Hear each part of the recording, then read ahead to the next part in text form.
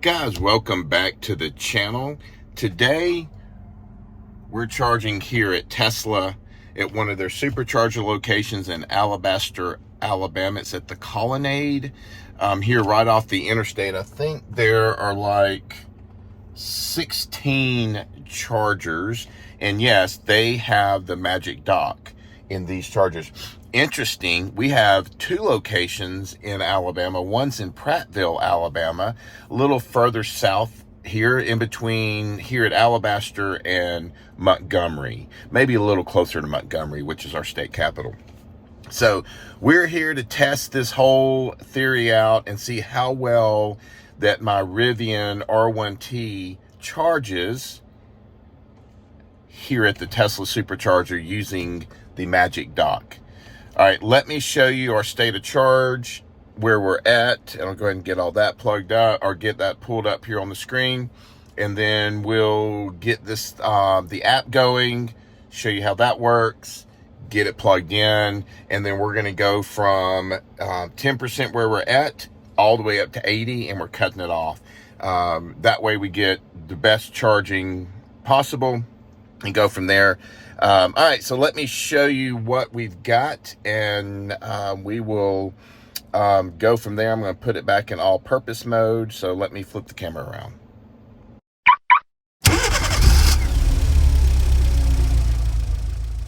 All right, guys, so here we are. We've got 29 miles of range. We're at 10% state of charge. We're going to go to 80%, as you can see. We're in all-purpose mode, and that's where we want to be. Again, you can see here on the screen here, so 10% here. And I've been running it hard to get it down to 10%. We just got back from Amelia Island, and I think I had 60 miles left, so I've been driving it around just trying to get this thing down to 10%. So let's get out of the truck, get the app. I'll show you how the app works. We'll get this thing plugged up, and we'll go from there. All right, guys, so here we are, and we are sitting at 4B. So we're going to search for the location. Here we are here at Alabaster, Alabama. This is the promenade, not the colonnade, so I apologize. And then we're going to go to what I said was 4B. And then we're going to hit start charging. And then here we're going to press and hold this for a few seconds. And I can hear it click. We pull it off and we plug it in. And we'll see what happens from there. So I've got it plugged in here. And it says it'll start here in a second.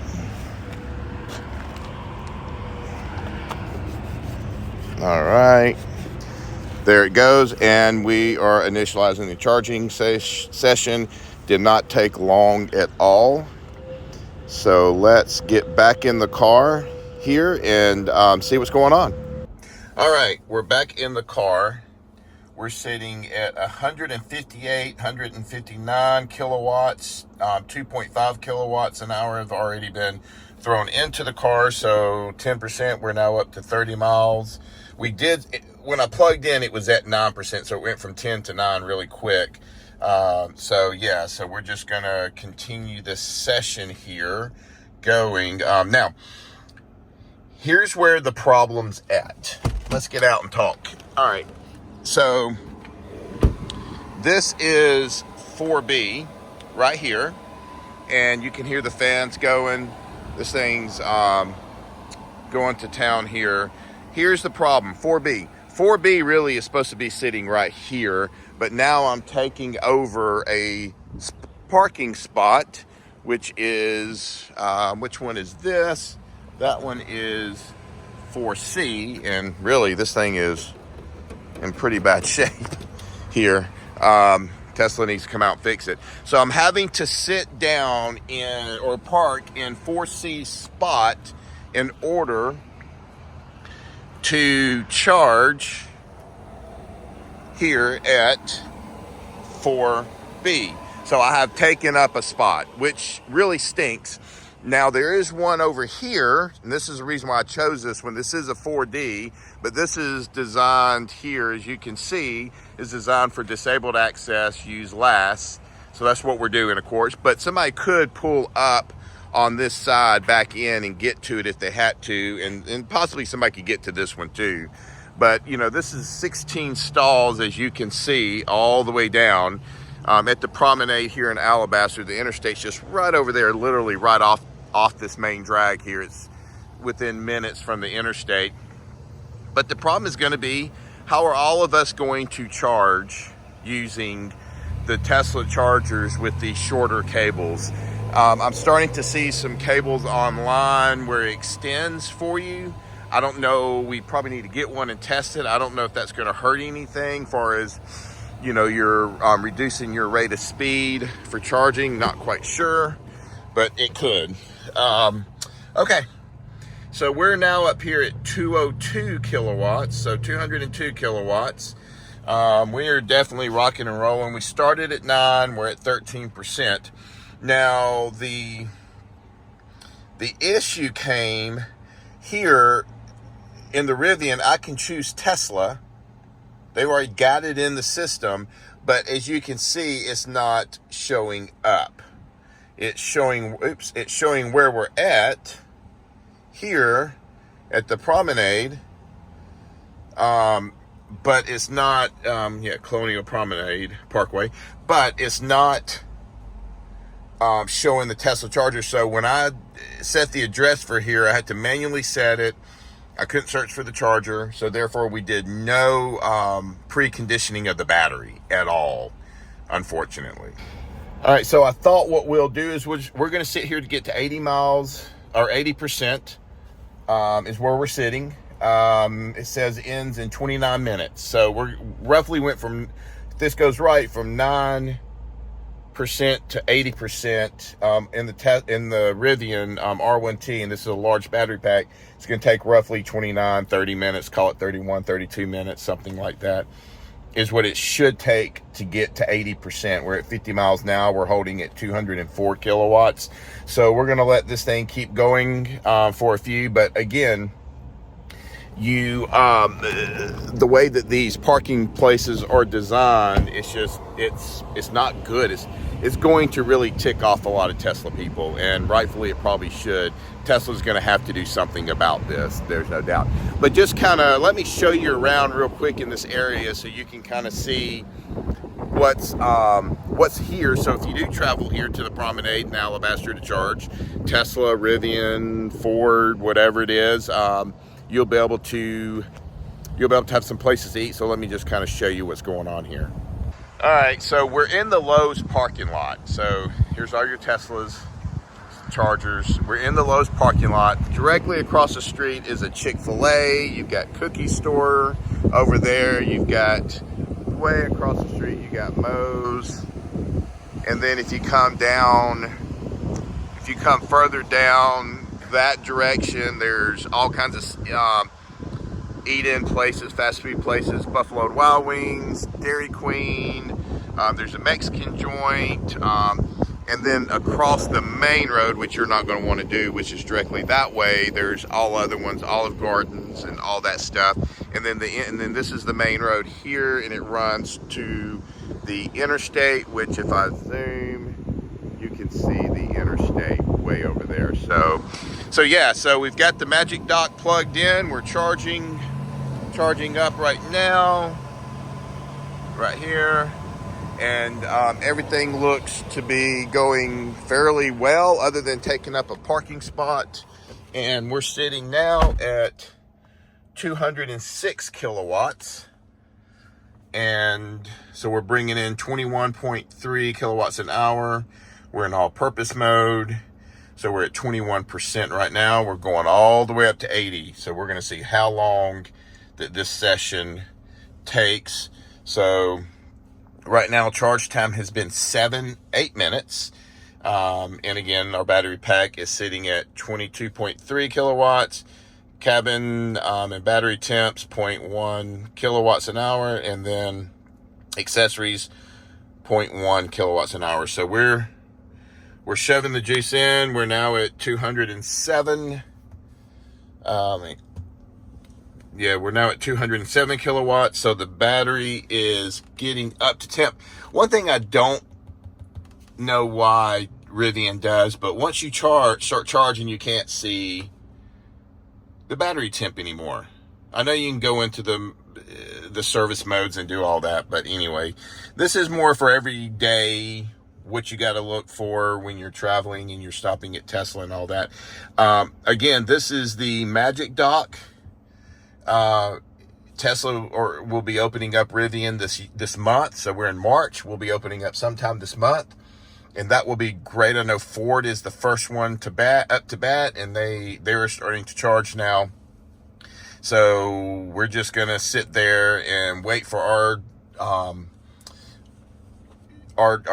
I call it a dongle, whatever you want to call it, adapter, to get shipped to us, and then we'll start being able to use Teslas, which will be absolutely wonderful. All right, so let's just kind of stay tuned and see where we're at. We'll catch right back up with you. All right, so I figured while we're charging, I'd kind of talk to you about this trip that we took to Amelia Island and how well it worked. Well, right now we're at 208 kilowatts, so it's kind of starting to come up a little bit. I can't complain, too much about this. Is really awesome to be able to charge at a Tesla Supercharger and a Rivian. So the trip that we took to Amelia Island, we left from our house in Alabama and drove all the way down to Amelia Island. It's roughly close to 500 miles. When I started, I basically charged it to full at the house. We left, and as we got driving, we stopped in Leeds, Alabama, to grab some breakfast at Buc-ee's, and I thought, I'll just plug up and charge a little bit, top off a little bit. And so we did that, might as well, while we're eating breakfast there. And we got on the road. The reason why I went through Atlanta and not kind of diagonal down the state, which would have only saved me 4 minutes, I think, total. The reason why we went through Atlanta is I didn't trust EA. And so I wanted to go through the Rivian Venture Charge network, charging network. It did have me stopping at an EV Go to begin with. Let me see if I can pull it up. It's not going to be that easy. Anyway, a Rivian or an EV Go, which is really nice because I can see how many stations are available in the Rivian side and all that. So that worked out pretty good. But we did not have to stop there. It recalculated as we were driving, and all we did was get down to charge at Macon, Georgia, at the Rivian Adventure Network there. Charged for 45 minutes, had lunch while we were charging, and drove straight into Amelia Island. And luckily, the hotel had 3 Tesla destination chargers, for which I also have an adapter for that. And then they had 2 standard chargers. And I didn't have any problem plugging up at night and charging. And then as soon as the morning hit, I jumped into the truck and moved it out of the way so somebody else could get it. So it worked out really well. So that trip literally from Alabama to Amelia Island, again, about 500 miles, give or take, that I can remember. One charging session, we charged close to full on that charging session. I wanted to make it the best experience for my wife. She drives an EQE, and we're going to do some videos on that soon. But she doesn't like charging on the road. She'd rather take a gas car. Well, we have 2 EVs. We have our son's smaller gas car, but I wanted to ride and be more comfortable. And so we decided to take the Rivian to try it out, which was great. This is a great road trip truck. And so I wanted it to be very successful charging for her. We could have just charged to when the system set it and then move on, but we decided not to do that. We decided, let's go ahead and get a full charge, and it worked out great as we did not have to charge anymore along the way. So that was great. And we stayed charging at night in Amelia Island. And then that next morning we woke up on that Sunday to drive home. It was fully charged. Stopped back in Macon. Also watched the videos of the abandoned Tesla, and then we came straight home with about 60 or so miles of range. Drove around to get to 10% today, and that's why we're here. So We are sitting at 192 kilowatts, 193 kilowatts. So we're at 34% right now. Let me flip this thing around so you can see it. All right. So we're at 190, 189 kilowatts, 35%, 107 miles. So the curve's starting to kick in a little bit. Let me spread out. There you go. Yeah, the curve is starting to come down some. We're at we peaked around 209 is what I saw. Let's see if that'll even show that. No, it doesn't. It's just showing we've been charging for 14 minutes and what's going on. So that won't show that. So yeah, so let's keep going. It says that we should end around 10:04 a.m. So I'll catch up once this session is over, and then we'll kind of recap the video. But I thought this would be a good video for everybody to kind of see at a pretty large Tesla site what we can do with the Magic Dock. And I'm assuming it's going to be exactly the same once we get our adapters and we're fully connected, and go from there. All right, hang tight, and I'll catch back up once we're ready, once we've completed the charge. All right, guys, we are now bringing in a whopping 41 kilowatts. Says limited by charging station. So now it's showing ends in 56 minutes, and we're at roughly close to 50% now, as you can see. So I'm not quite sure why it's limiting us. Yeah, I don't know. I don't know why it's limiting us right now. But we'll continue on.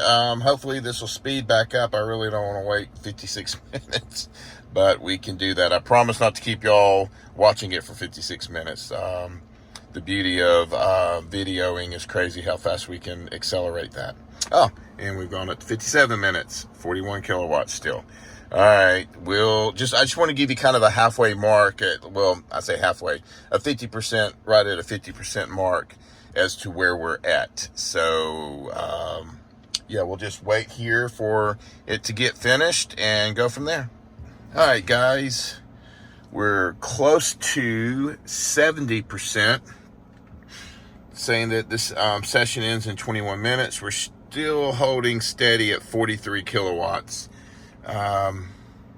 We've been charging for 59 minutes, basically 9% to 80 so far, almost an hour, or at an hour. And yeah, that's not too good. We should be seeing faster speeds. I'm not quite sure why they're limiting me. Now, I know the curve, as we get closer to 80%, it's going to drop, and I get that, but it dropped early after, I think, 209 kilowatts we were getting.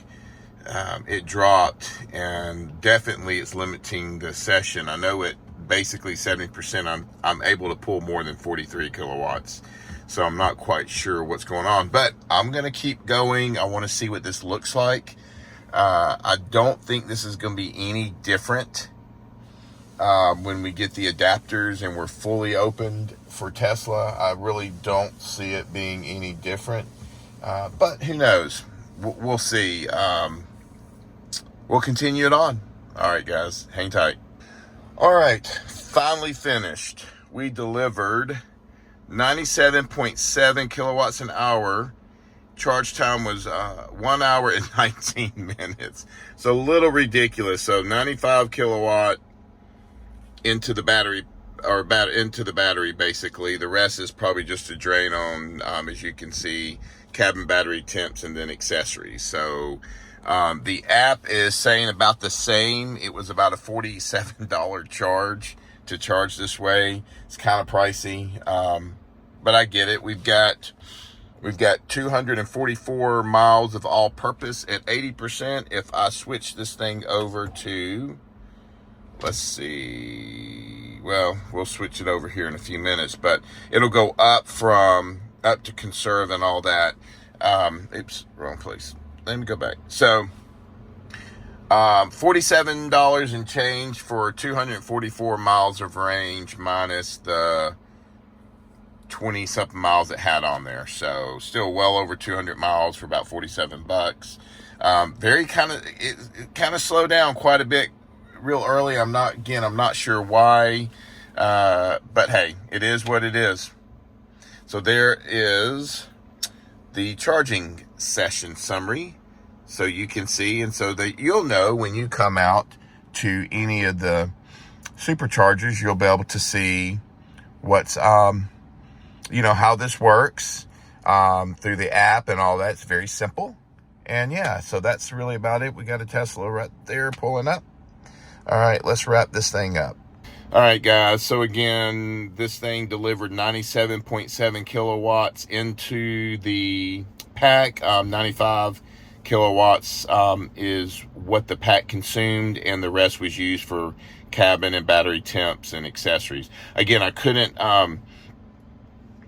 precondition the battery because it's just not set up yet on the Rivian app for that, but it's coming this month, which is really cool. So I'm excited. I hope that the sessions will be faster in charging. Once I get the adapter and I'm able to come and charge, we'll go to another Tesla location, or come back to this one here in Alabaster at the Promenade, and we'll Alabaster, Alabama at the Promenade, and we'll test it out and see how well it works.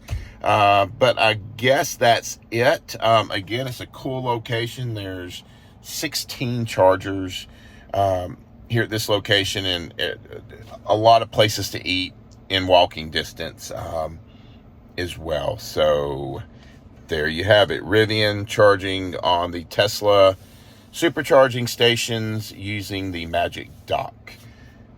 Please like, subscribe, ring the bell, and until the next video, God bless.